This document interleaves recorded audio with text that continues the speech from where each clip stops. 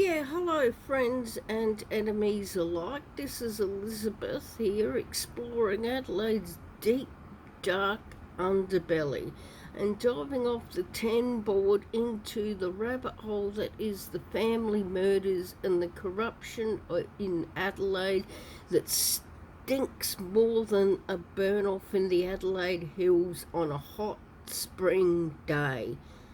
And that's pretty smelly. Moving on from episode 2, we explore the goings on after 1975 and the decriminalisation of homosexuality. And one of the events that brought Bevan Spencer Von Arnhem to the police's attention for the very first time. Following the decriminalisation of homosexuality in 1975, decriminalised, not legalised, decriminalised.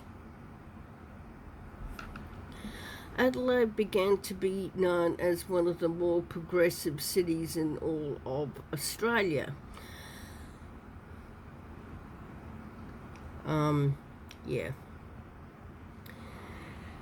Gay people, in particular gay men, started to feel more comfortable in their own skin and no longer had to suppress their sexuality in public.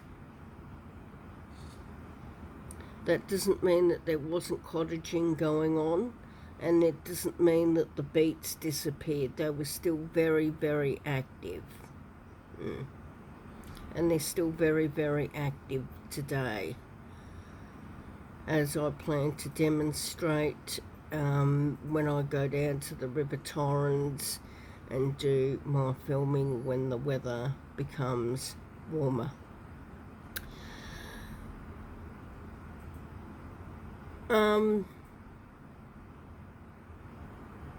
This left a gap open for the entertainment industry to set up gay bars and gay clubs in South Australia.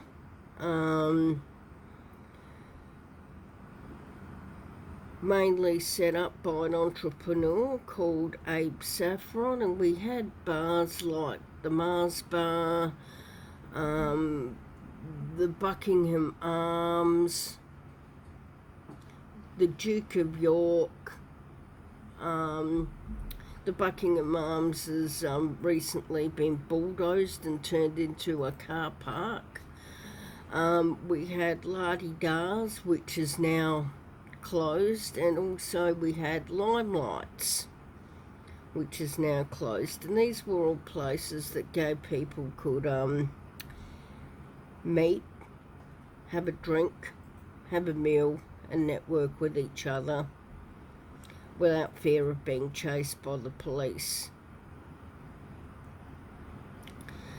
It's important to note also that even though members of the gay community felt more comfortable in expressing themselves socially, that didn't mean that the area was necessarily welcoming, and it wasn't. Other retailers and businesses on the same streets as the bars and pubs, the gay ones, didn't like them there and certainly did not welcome the clientele.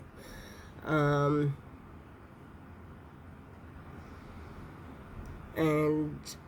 tried to dissuade them at all costs from patronising these places.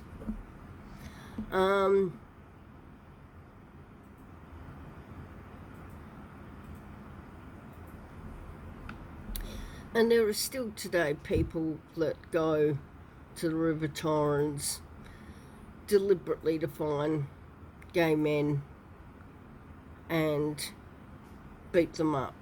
I mean, that's just part of the course in Adelaide.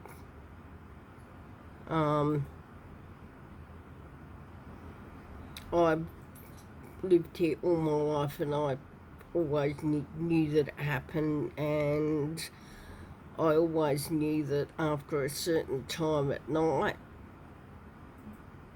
if you go to certain places, you are really risking your own personal health and safety. So you just don't do it. Anyway.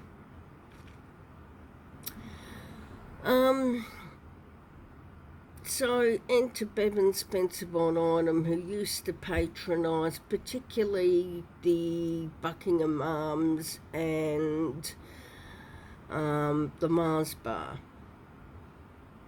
Now, I've never been to the Mars Bar because I'm not that way inclined, but from what I've heard of the Mars Bar, there are certain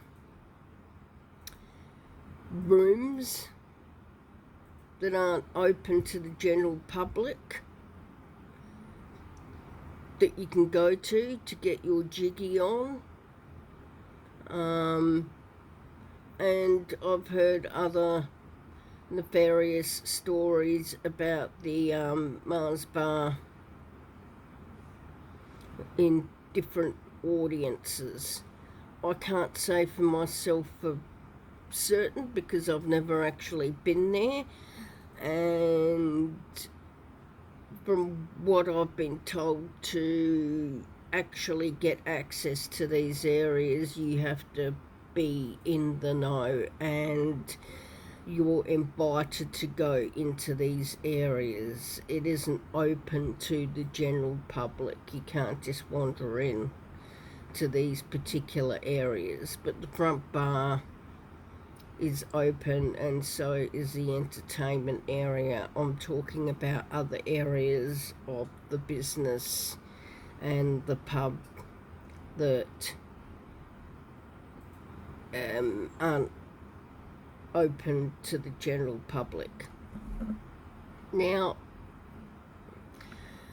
having said all that, let's enter Bevan Spencer Von Einem, who was a patron to at least two of these bars. Now, Mr. Von Einem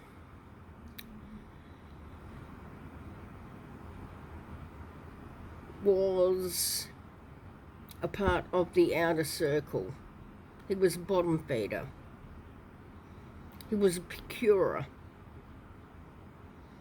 And if the inner circle wanted something done, he was the go-to person. He was the one they would call on if they needed a particular boy or boys for a particular event or a party. And he would be repaid for his services very well. They would probably let him pick at the carcass after they'd finished with the person, and that was basically his job. Also, Bevan on the side went and was drugging people who would frequent these hotels and take them home so him and his mates could have a go at them. But to look at him and to know him from the outside, you wouldn't know it. He was very plain, he was very mundane, and he just looked like your typical dad or your grandfather. He just looked normal. He was a bit eccentric. He was a bit of an odd bod. He was very devoted to looking after his mother Thora, whom he loved dearly.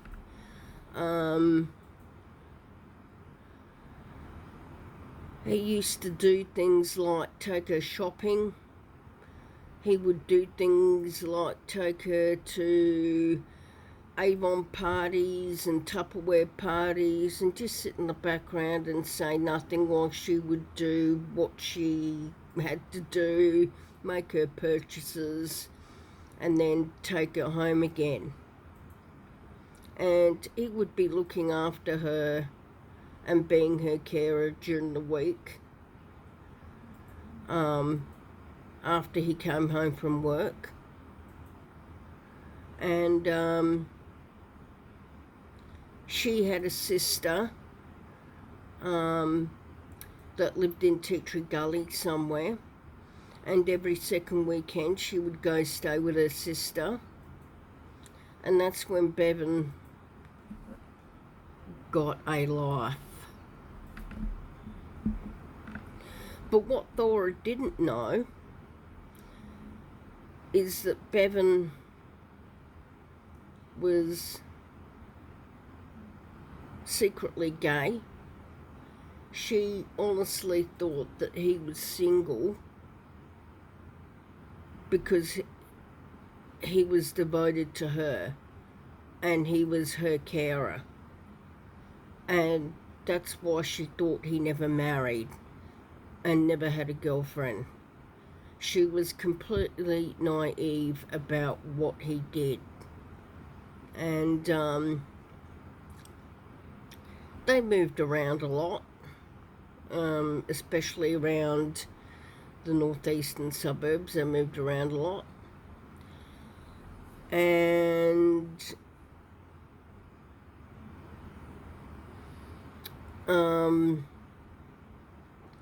Bevan also had a unit on the other side of town that he went halves in rent with another unruly asshole called Dennis St. Dennis, and we'll get on to that whole lot of wrong later, where he would specifically drug boys and men and take them there. And him and Dennis and another person called Lou Turter would have fun with them, sexual fun. Bevan would use his medication, which he was prescribed for by his doctors that so happened to be in the inner circle, which was, I believe, part of the repayment for procuring boys for the inner circle. And he would use these drugs and he would basically date rape these boys and men. But to the outside eye, he looked no different to anyone else. And that is why everyone was so shocked when he got arrested or was made a patsy for some of these murders. Anyway, he was quite a likeable guy, and people, you know, liked him, and they liked to hang out with him because he made himself amenable, and nobody even guessed that he was gay. Nobody even questioned why he didn't have a woman. Nobody even questioned why he had no relationship. Nobody questioned why he was still living with his mother. They just thought he was a good Samaritan who loved his mummy. Anyway, so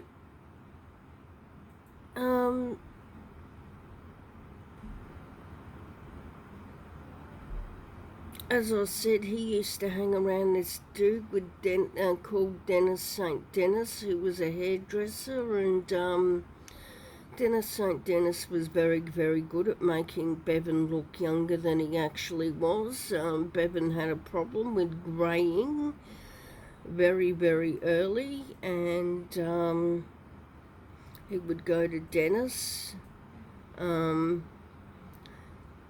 get his hair dyed, and also to exchange porn.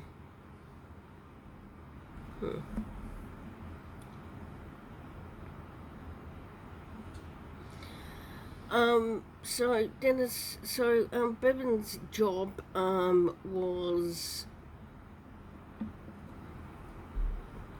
an accountant. He was a bookkeeper at a place called Pipeline Supply Australia, which was on South Road. Now,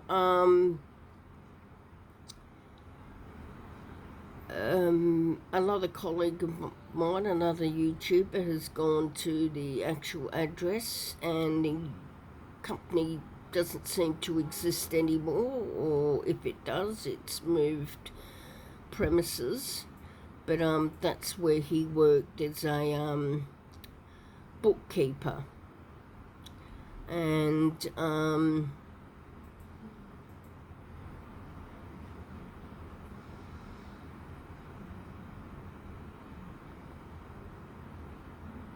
he would often work back late at night because he said he suffered from insomnia and other sleep issues, and he would also drink a lot and just drive around Adelaide, and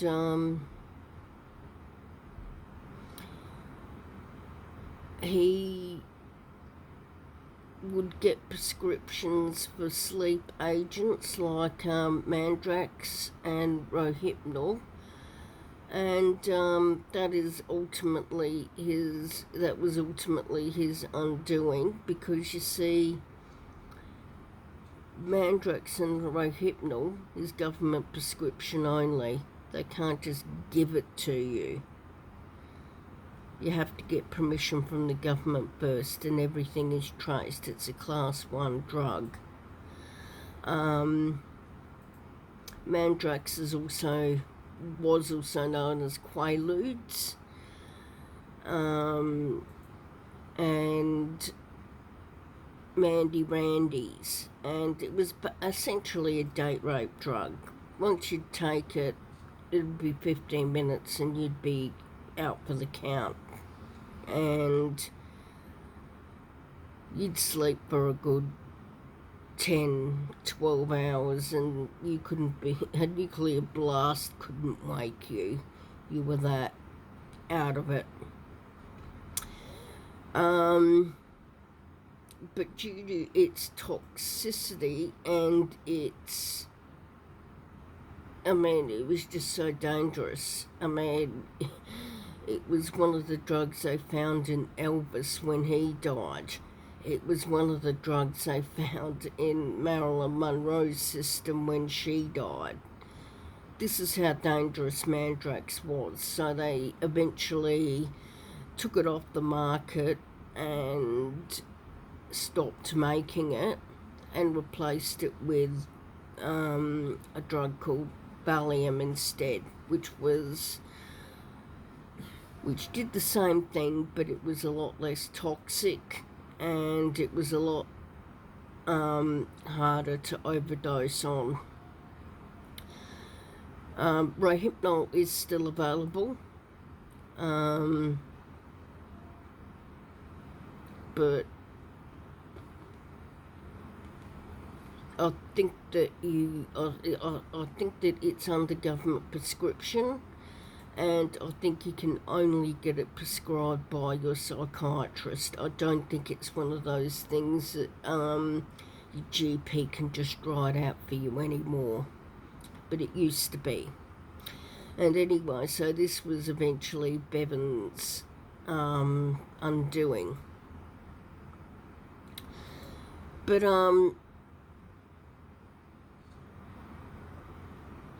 Bevan basically,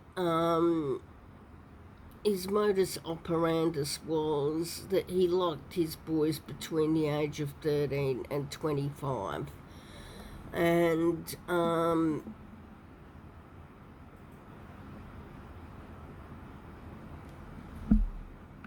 this is where the story of Bradley comes in. Now, Bradley was a young lad. He lived with his sister and brother-in-law in North Adelaide. His sister was a nurse. I don't know what his brother-in-law did for a living. Bradley was about 15, 16, you know, he was a young little kid. Anyway, he came home late from school one night. He had footy practice and it was quite late, and he came home and he realised that his sister wasn't home and he didn't have a key to get in. So he had to wait for either his sister or the brother-in-law to come home to unlock the door so he could get in. Anyway, so he decided, you know, to do what kids do and, you know, just kick his football around the front yard whilst he was waiting. All of a sudden, this Valiant comes around the corner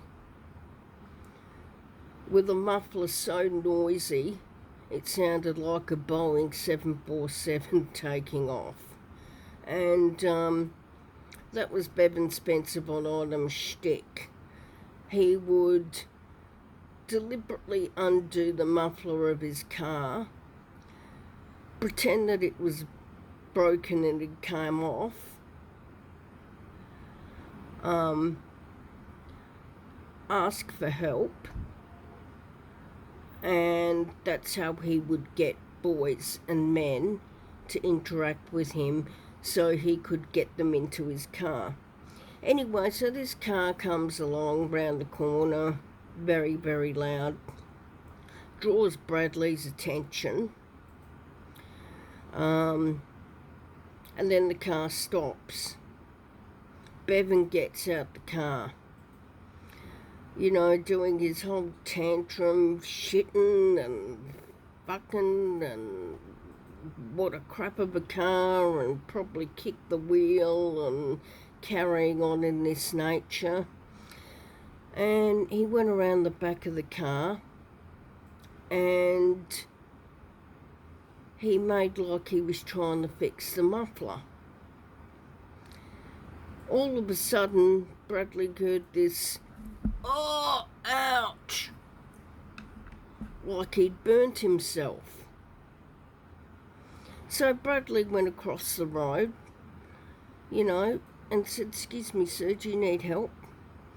And Bevan said, "Yeah, my muffler seems to have broken and I just need you to hold it here while I go and put the screw back in." So, you know, Bradley's perplexed at this because it took less than 5 minutes to do the whole job.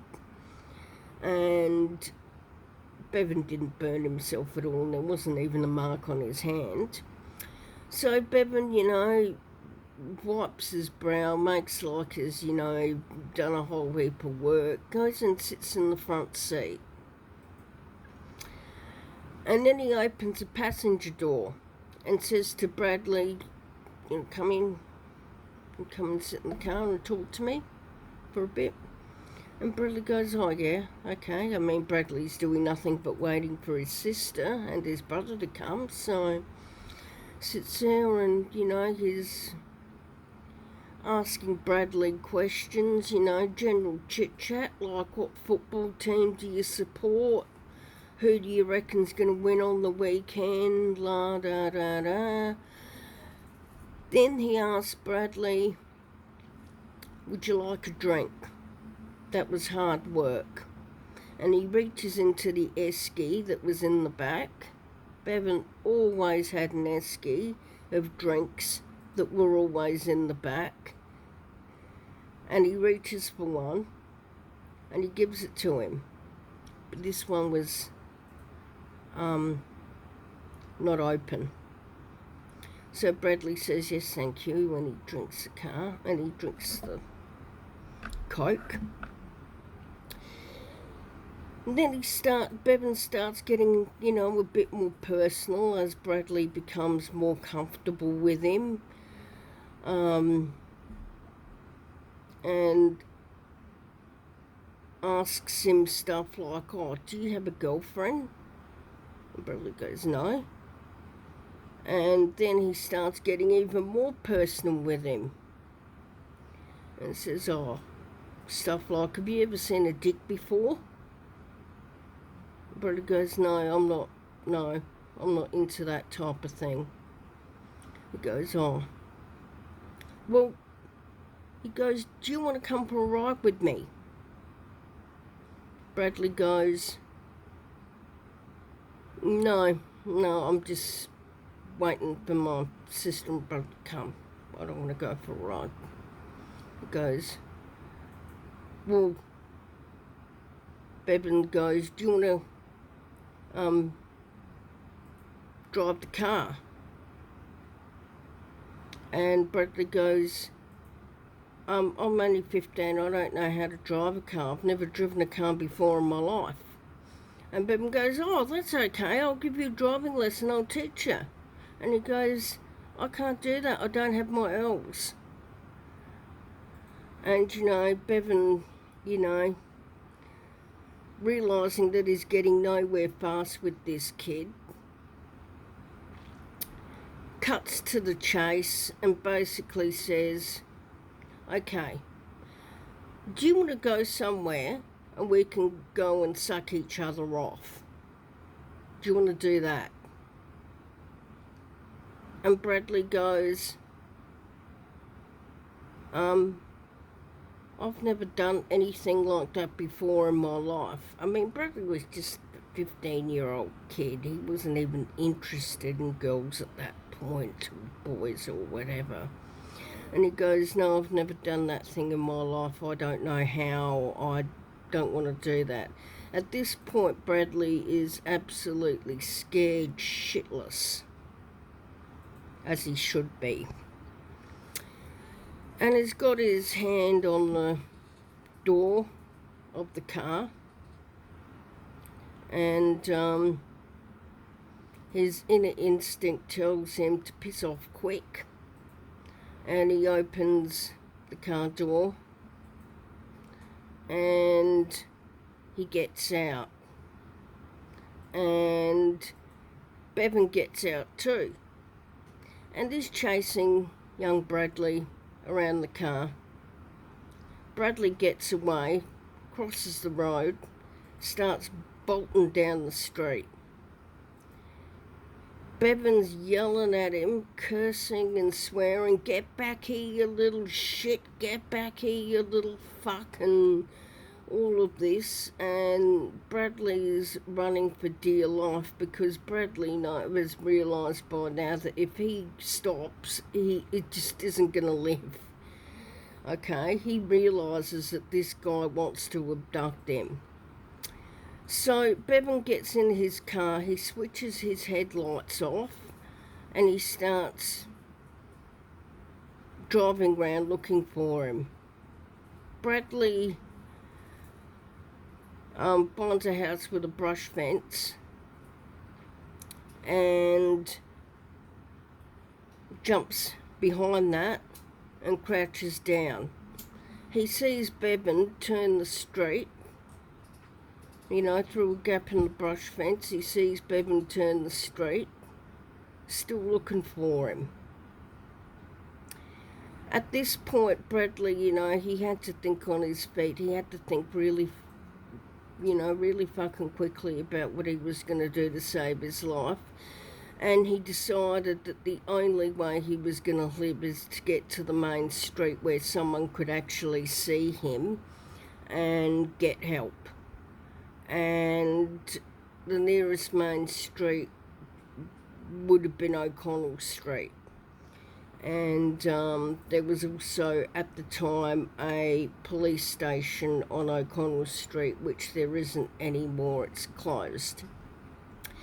So anyway, Bradley comes out from the brush fence. He starts running for dear life. He goes through the back streets, which I think is probably the stupidest thing to do. He should have taken the main streets. And he makes it to O'Connell Street. By this time, he's running down the street, bolting past everybody, bolting past restaurants, bowling people over. He just wanted to get to that cop shop. He just wanted to get to safety. He could see Bevan behind him in his car. But Bevan knew by now that he wasn't going to get Bradley. It was a lost cause because there were too many people around and everyone could see him. So he drives straight past Bradley and pisses off to whichever hole he crawled out from, and Bradley makes it to the police station. He makes a statement to the police about the fact that someone just tried to abduct him. The police put him in the cop car. They went around, tried to find out who this guy was, tried to find out where the car was, and Bevan had long gone by now. By the time all this had finished, Bradley's sister had rocked up, and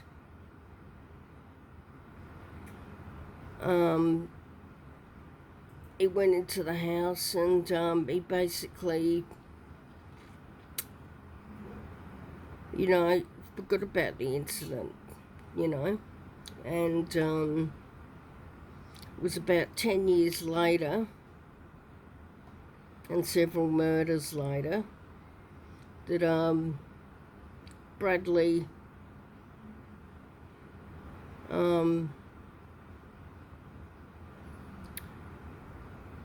saw on the telly the same guy that tried to abduct him, and he was up on a murder charge for the murder of Richard Kelvin. And anyway, so he goes to the cops and he tells them, this is the guy that tried to abduct me back in 1970, whatever it was. And the cops basically went and told him, there's no evidence, it was too long ago, piss off, go away. And Bevan got away with that.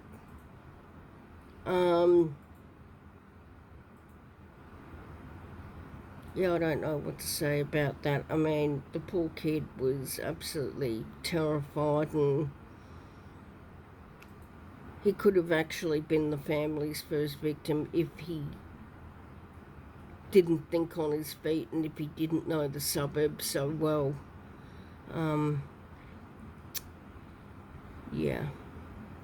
And it wasn't till about 10 years later that Bevan actually came onto the police's radar, even though back in the 70s they could have caught him for abduction. Anyway, that's episode 3 of my podcast. Please wait for breathless anticipation for episode 4. Thank you and goodbye.